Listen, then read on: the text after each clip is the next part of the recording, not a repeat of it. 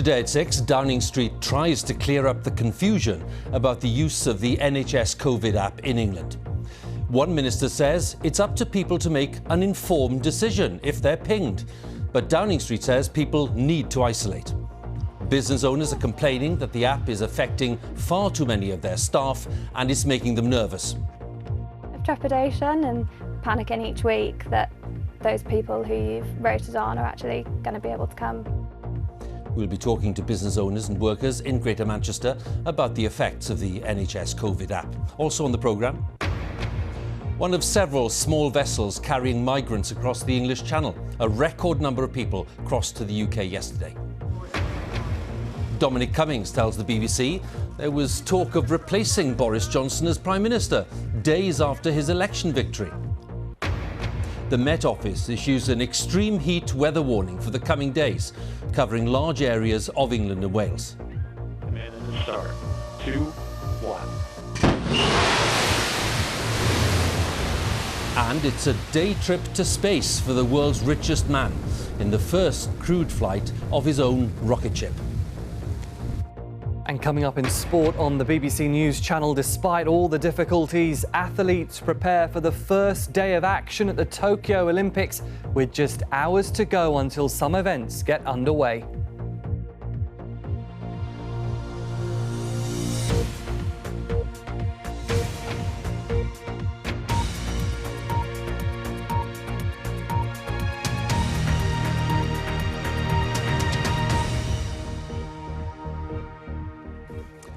Good evening. Downing Street has been trying to clear up the confusion about the use of the NHS Covid App in England.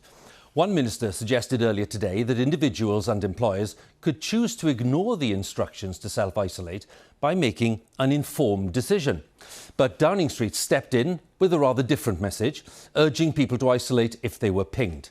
Now, the app's guidance is not legally enforceable, unlike instructions from the NHS Test and Trace service, which are a legal requirement. Pub chains, supermarkets, transport networks and other businesses have warned of the damage being done by the effects of the app, as our business correspondent Coletta Smith reports now. It'll turn red and it'll give you the number of days that you have to isolate. At the moment, every company is living in fear of the ping. We can then send it to you. Jess runs a catering business across a handful of golf clubs.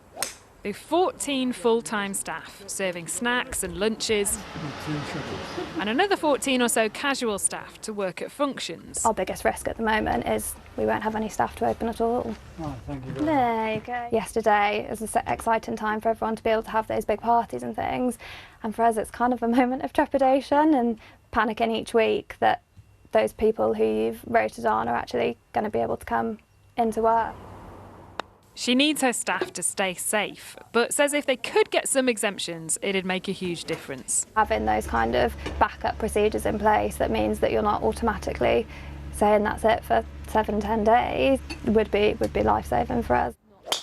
A government minister said if you get pinged by the NHS Covid App, it's just advisory. It's only if you're contacted by NHS Test and Trace that you're legally obliged to self-isolate. You have to isolate if you are contacted by the NHS Test and Trace or if you're collecting isolation payments. But not everyone has the app, for example, and so it's not mandated. That's technically correct, but Downing Street are giving a different message, saying the public should still isolate when contacted. I mean, we're getting into the realms of farce, dangerous farce, where we've had clear and consistent messaging about the need to self-isolate, which has suddenly been completely undermined by the minister this morning. Rather than publishing a list of companies or sectors that could qualify for an exemption from the pinging system, the government now say each individual business will have to apply themselves. And for lots of companies right now, that's simply one thing too many. We're part of that supply chain that feeds the nation every day. And the lifeblood to doing that is our drivers out there in the fleet and our workers within the cold store. Tim employs 1,500 staff across the UK, and a quarter of frontline workers at this main site near Rochdale are off because they've been pinged. Everybody who's off takes a little bit of capability away from what we can deliver on a daily basis. But the challenges that we face into are going to make it ever more difficult for us to keep that supply. Some exemptions have been granted today.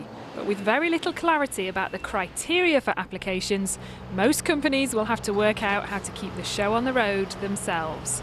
Coletta Smith, BBC News. So with me in the studio, our health editor, Huw Pym. Huw, as we know, different rules apply across the UK.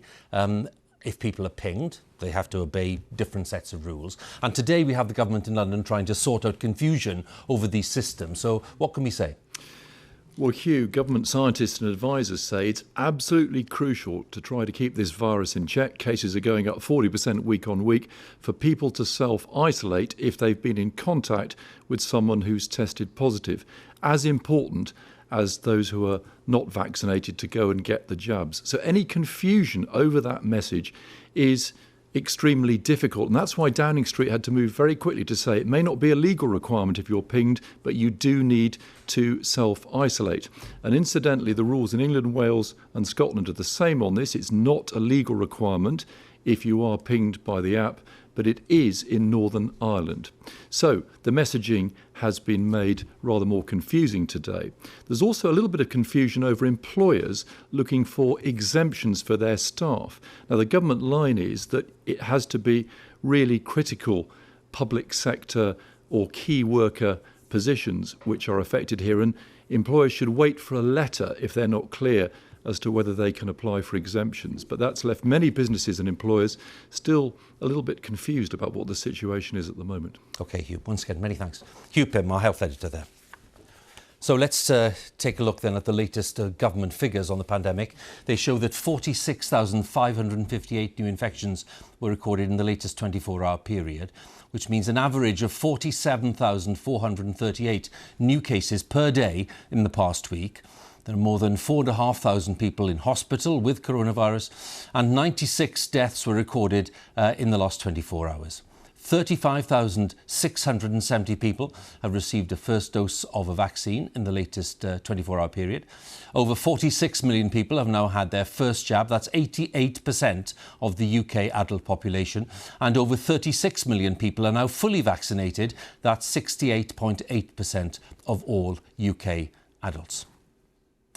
Now, more than 1 million children in England did not attend classes in school last week because of reasons to do with coronavirus.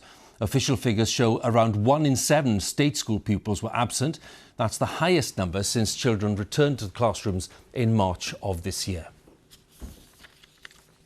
Now, plans to introduce vaccine passports as a legal requirement to enter nightclubs in England have been described as deeply concerning by leading figures in the hospitality industry.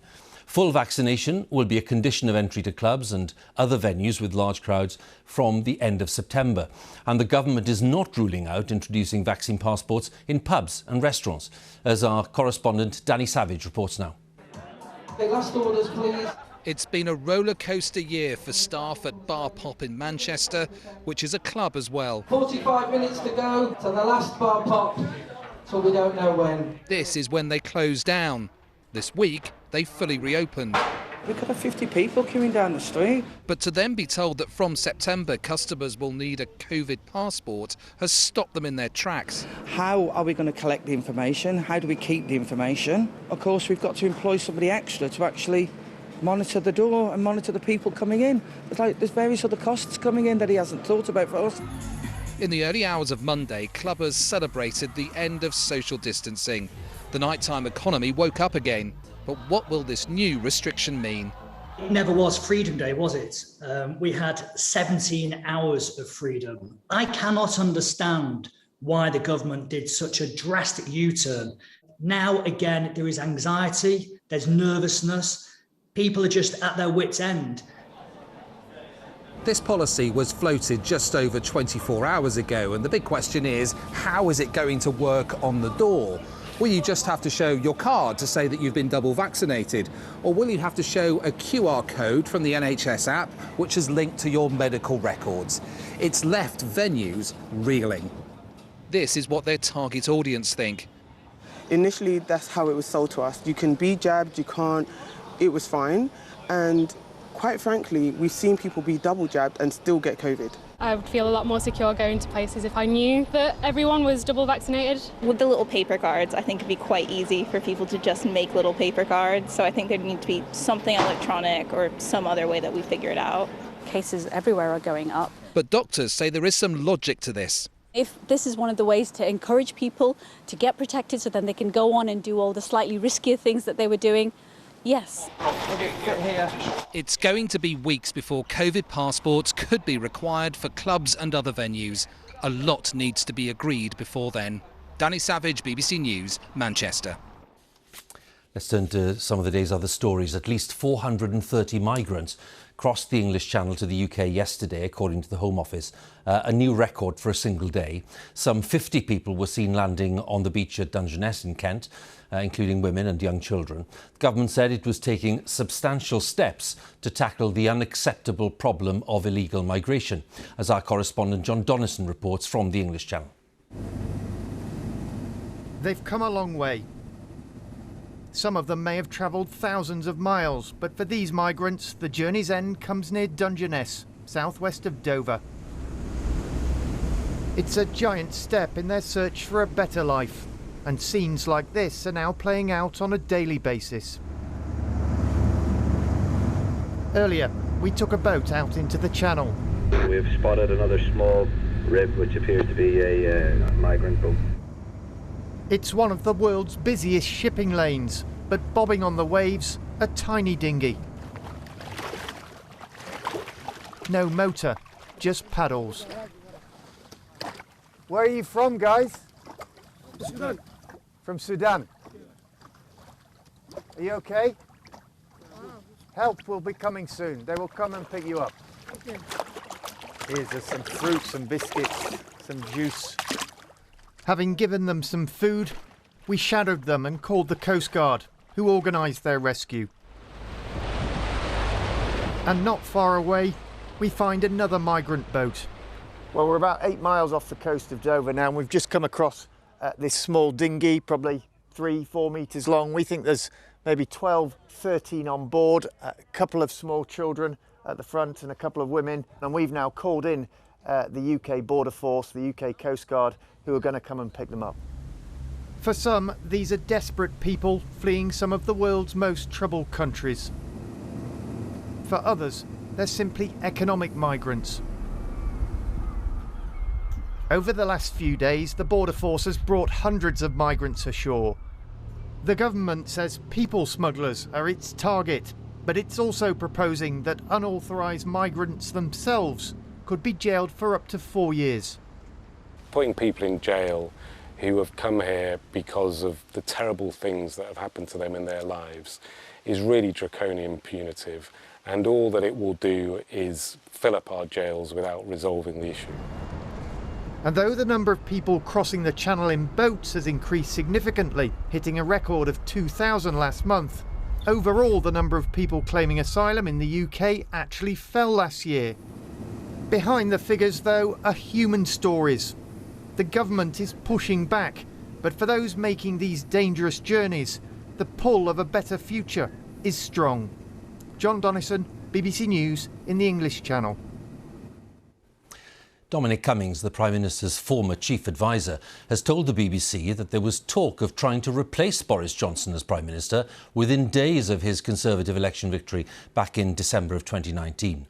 Mr Cummings, who had been director of the Vote Leave campaign in 2016, also suggested that people who were completely sure that Brexit was a good idea had got a screw loose. He spoke to our political editor, Laura KUENSSBERG. What really happened? This man used to be one of the most powerful figures in the government, but his friendship of political convenience with the Prime Minister fell to bits. Boris Johnson and Dominic Cummings became foes, yet their strategy had produced a massive win at the election. Well, we did it! We did it! But once they were all safely installed in number 10, he ended up on the outside.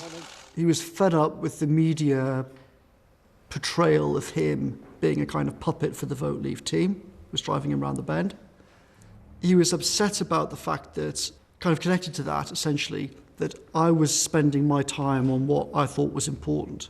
not on politics, not on media and communication and campaigning stuff.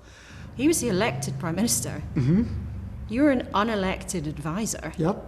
We basically disagreed about what was happening on COVID, and he knew that I was blaming him for not having acted in September, which I was.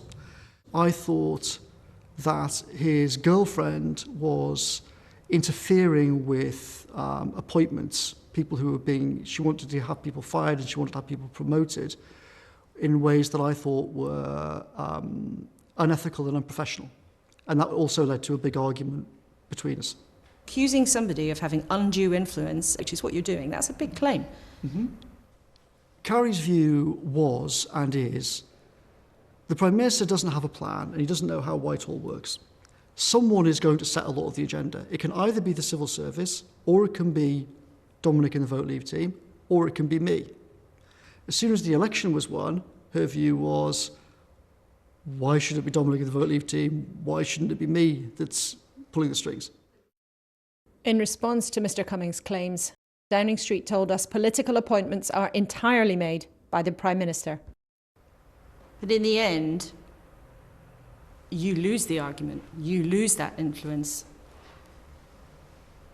That's what happened, isn't it? Yeah, in fact, literally immediately after the election, it was already clear that this was a problem. Before even mid-January, we were having meetings in Number 10 saying, it's clear that Carrie wants rid of all of us. At that point, we were already saying that by the summer, either we'll all have gone from here, or we'll be in the process of trying to get rid of him and get someone else in as Prime Minister. Within months of the Prime Minister winning the biggest Conservative majority in decades, you and a few others from the Vote Leave campaign were discussing the possibility of getting rid of him. Days, not months. Within days of the election, you were discussing getting rid of him? Yes. Well, for all the reasons we've been discussing. He doesn't have a plan, he doesn't know how to be Prime Minister, and we'd only got him in there because we had to solve a certain problem, not because we thought that he was the right person to be running the country. Well, what kind of con had you just pulled off on the British public then, if that's really what you think? Well, it's not. I don't think it's a con. We're trying to solve very hard problems in the order that we can solve them in. Before the relationship at the heart of government broke, Boris Johnson and Dominic Cummings did achieve their top priority, Brexit. So how does the architect of the Vote Leave campaign look back? Questions like, is Brexit a good idea? No one on earth knows if that's what the answer to that is. Even you are still not sure if Brexit was a good idea. I think anyone who says they're sure about questions like that has got a screw loose, whether you're on the Remain side or our side. I think one of the reasons why we won is precisely because in Vote Leave we didn't think that we're definitely right and Remainers are all idiots or traitors or anything else. Do you think that you've been a force for good, or do you think you've done damage? I think that, obviously I think that Brexit was a good thing. I think that the way in which the world has worked out since 2016 vindicates the arguments that Vote Leave made in all sorts of ways. I think it's good that Brexit happened. He won't be the one to settle that question, nor will he write his entry in the books of our recent history. But there will be a page for sure. Laura KUENSSBERG, BBC News. And you can see Dominic Cummings, the interview, that's in full tonight. And BBC Two at 7 p.m. It'll also be on the iPlayer and as a podcast on BBC Sounds. Well, the time now is 18 minutes past 6. Our main story this evening. Downing Street tries to clear up the confusion about the use of the NHS Covid App in England, insisting people do need to isolate if they are pinged. And we speak to Lauren Price, the first female boxer from Wales to be competing at the Olympic Games. Coming up on Sports Day on the BBC News channel, South Africa Rugby confirms all 3 tests against the British and Irish Lions will now be staged in Cape Town because of the pandemic, with no tests in Johannesburg.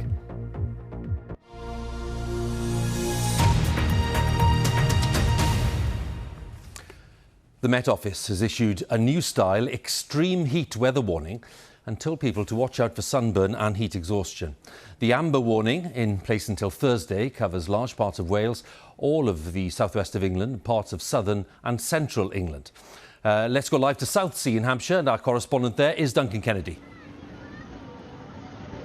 Well, Huw, it's been extremely hot down here on the south coast and thousands of people have been enjoying this sunshine. But as you say, there is another side to this story. We have had these new extreme heat weather warnings from the Met Office. And that means it's going to be very uncomfortable, potentially very dangerous for many people. The heat warnings are in place across huge areas of the country, including here in Southsea. But not everyone can get to the cooling air of a coastline. What if you live on the 10th floor of a block of flats? That's what Kelvin Turner does.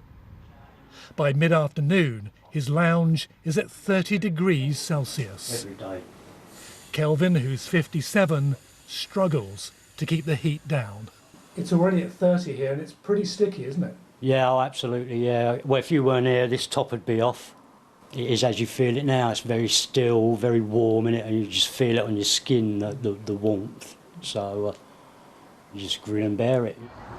There were more than 2,000 heat-related deaths in Britain last year, which is why doctors are now warning people of the dangers of this oppressive weather. If no one's able to keep an eye on you and get help when you are having heat exhaustion within 30 minutes, you can then get heat stroke, which is a medical emergency, and that's when you have to call an ambulance and get aid straight away. For the first time this week, the Met Office has issued new-style extreme heat weather warnings, aimed at alerting all sectors of our lives. It's all about impacts on the health of vulnerable people, but also impacts on infrastructure such as transport, as well as energy, and impacts on the wider business community. And it seems the impact is also long-term. Dr. Nick Pepin has studied climate change for 26 years and says weather patterns are now very distinct. We'd always expect there to be unusual heat waves and cold spells, but I think the point here is that the frequency of the warm events is definitely increasing, and the frequency of the cold events appears to be decreasing. Today is officially the hottest day of the year so far, 32 degrees at Heathrow. Part of a summer to be carefree, but also cautious. Duncan Kennedy, BBC News. Now, last week, the Prime Minister, Boris Johnson, announced plans to tackle inequality and, in his words, to level up the United Kingdom. Today, the government's independent advisers have published a report looking at how that could be done. The Social Mobility Commission argues that one of the challenges is enabling people to move up the career ladder without having to move home to new areas, as our correspondent Katie Ray reports. In the last 10 years, I feel like I've gone backwards. The pandemic happened, my dreams and my career was all just put on hold. The experiences of two young people from different parts of the UK. One of them is from here, Grimsby. Once the world's largest sea fishing port, it still has a fish processing industry and is also a hub for car imports. Yet some in the town feel forgotten and see their futures elsewhere. Yeah, it used to be a working man's club. Did it? 23-year-old Adam is a local. Here, they're known as Grimberians. He has a passion for acting. His talents were discovered in his local youth theatre, but he had to move to London to develop them. I had 3 jobs before moving, saved as much money as I could, found my feet, worked with National Youth Theatre, got my agent, and then the pandemic happened and things got put on hold. How do you feel about the fact that you've had to leave Grimsby in order to pursue a career in acting? I'm a bit devastated, to be honest. Why can't there be creative outlets and big productions in Grimsby? Spreading opportunity is something that's being called for by the government's own advisory watchdog, the Social Mobility Commission. The pandemic has ravaged all corners of the UK. Social mobility is in a decline and we really need to get to grips with how we improve it. The people that lead those areas need to have greater powers, they need to have greater cash in order to actually get things done that the local people want and need. So it seems that where you grow up really matters and it can have a huge effect on people's future prospects. Grimsby is a proud town with a rich history, but how evenly spread are opportunities across the UK? In a YouGov poll commissioned by the charity Turn to Us, 63% of people think the gap between the social classes is now wider because of the pandemic. 31-year-old Kaylee lives in Bournemouth. She graduated from university 10 years ago and hoped to work in the public sector in her local area, but doesn't feel she fulfilled her potential. The jobs just weren't there in my area, I've kind of had to accept other things. I've got it instilled into me that you should really cut a career for yourself, look after yourself, don't really necessarily rely on anyone else. You're going to be this high career-driven career woman, and then that'll be that. But over time, as things have turned out in the last 10 years or so, I feel like I've gone backwards. The government does acknowledge that whilst talent is evenly distributed across the UK, opportunity isn't, and has committed to make levelling up one of its top priorities. Yeah, that's fab, thank you. But in the meantime, Adam has left his hometown to realise his acting dreams. Katie Ray, BBC News. Jeff Bezos, the billionaire founder of Amazon, has been to space and back in the first crewed flight of his rocket ship, New Shepard. On the flight were the oldest person who's been to space, 82-year-old Wally Funk, and the youngest, 18-year-old Oliver Damon. Our correspondent, Sophie Long, reports now from Texas. Boarding his 60-foot suborbital rocket. He was not nervous, he said, just excited. This was not just about realising a lifelong dream, but expanding his ever-growing empire beyond the grip of gravity. With him on this first fully autonomous flight, 3 other civilians. His brother Mark Bezos, 18-year-old Dutch student Oliver Damon, and 82-year-old trailblazing aviator Wally Funk. She was one of Mercury 13, a group of American women who went through astronaut testing and training before Jeff Bezos was born, but never made it to space until now. 5, 4, command engine start. 2, 1.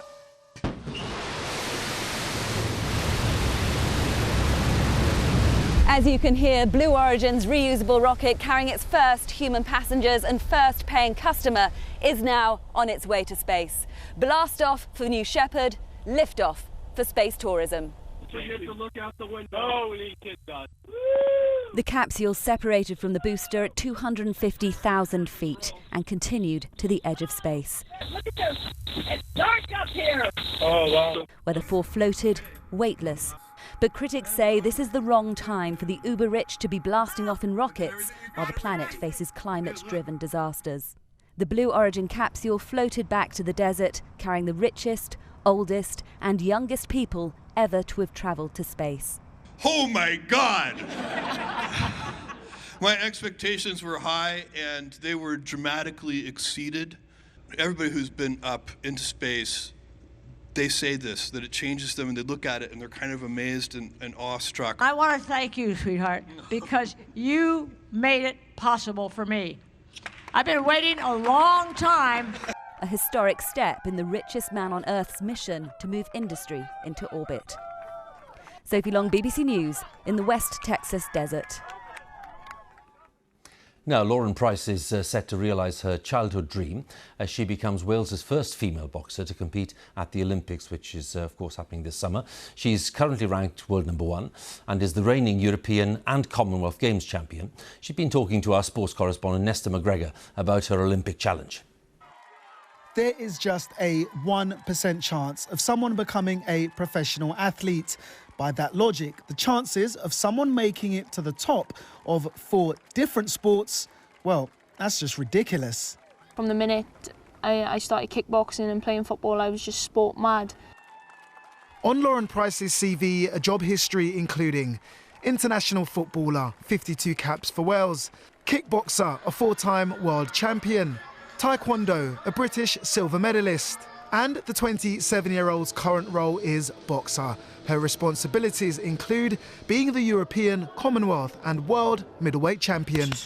But Lauren is seeking a promotion to be Olympic gold medalist when she goes to work from the Tokyo office. In previous years, Team GB, and when it comes to boxers, there's been some great stories from Audley Harrison, Anthony Joshua, Nicola Adams, you said was a big inspiration. Have you allowed yourself to dream? Oh yeah, definitely. It's been a dream of mine to go to the Olympics from the age of 8. Hopefully I'll be on the wall in the English Institute of Sport in GB boxing, just like the likes of Anthony Joshua and Nicola Adams. The boxing ring can be a lonely place, but the Team GB fighter says she can always feel the spirit of her granddad. Abandoned as a baby at just 3 days old, she was raised in South Wales by her grandparents. When we went up for parents' evening, and the teacher showed us, Lauren said she wanted to be a world champion kickboxer, play football for Wales, and she wants to go to the Olympics. I've always told all my children, reach for the moon. If you fall short, you land on the stars. Sadly, my granddad passed away in November, but I know when I go into that ring as well, he's always looking down on me.